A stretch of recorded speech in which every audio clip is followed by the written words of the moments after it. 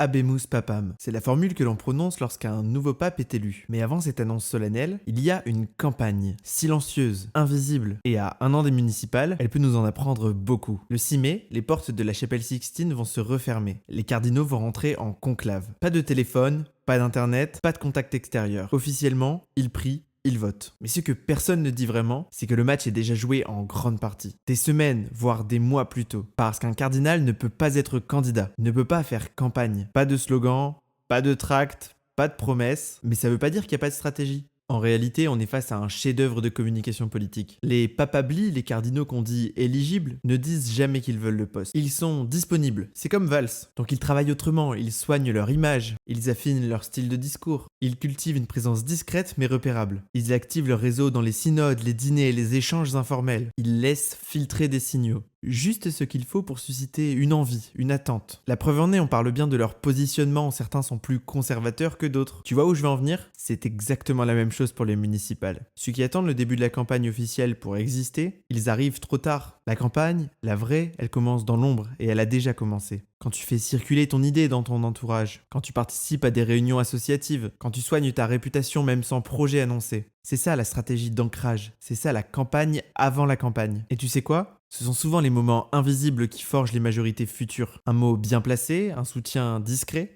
un souvenir partagé, activé au bon moment. Bref, le conclave va commencer, mais dans la tête des cardinaux, ça fait des mois qu'ils sont en campagne, sans le dire. Parce que parfois, le pouvoir ne s'obtient pas en parlant fort, mais en faisant parler les autres pour toi. C'est une autre forme de politique, plus fine, plus stratégique, mais terriblement efficace. Tu veux apprendre à construire une stratégie politique qui fonctionne bien avant le premier tract ? Alors abonne-toi, je t'explique tout ça.